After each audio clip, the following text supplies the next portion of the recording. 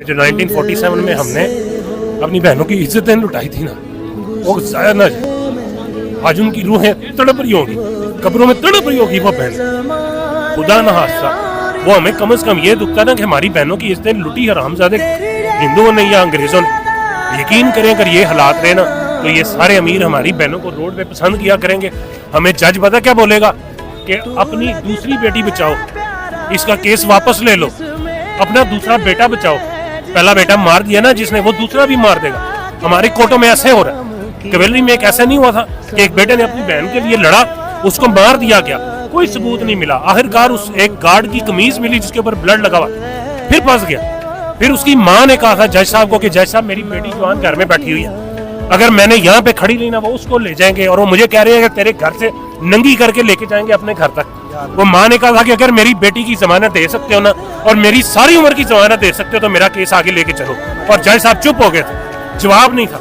पाकिस्तान की सबसे बड़ी अदालत का जज एक औरत को जिसके साथ ये हुआ हो वो ताकत नहीं दे सकता, उसको हौसला नहीं दे सकता, उसकी हिफाजत नहीं करने का ऑर्डर दे सकता, तो हम कौन से इंसाफ में लेके बैठे हुए? हम इनके खिलाफ लड़ सकेंगे? ये हमजा शहबाज दूसरे तीसरे, हमें नहीं याद कि इस मुल्क में कैसे मुकाबले होते हैं। मैं छोटा सा था, सुनते थे आबिद बॉक्सर और फलां फलां मुकाबला किया, बंदा गायब। आज वो नहीं है इस बंदे की वजह से। इसलिए थोड़ी कि हमारे पास टेक्नोलॉजी आ गई है, इसलिए थोड़ी कि हमारे पास आईफोन आ गया 2-2 लाख रुपए का, इसलिए कुछ नहीं हुआ। ये सारा कुछ वही है। सिर्फ इस बंदे ने इतनी समझ दे दी है कि जो गलत करेगा उसको बोलो, कम से कम बोलो।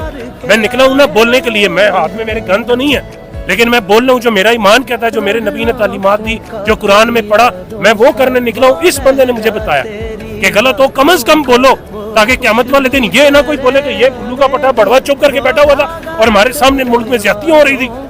मैं तो कह सकूंगा ना, मेरी ये रिकॉर्डिंग आज भी आप दोगे, आप उस दिन भी गवाही दोगे कि मैंने इस बंदे को वहां पे देखा था और ये खड़ा था। इसीलिए कि आप सबको भी ये लगे कि ये गोलियां नहीं देने आया।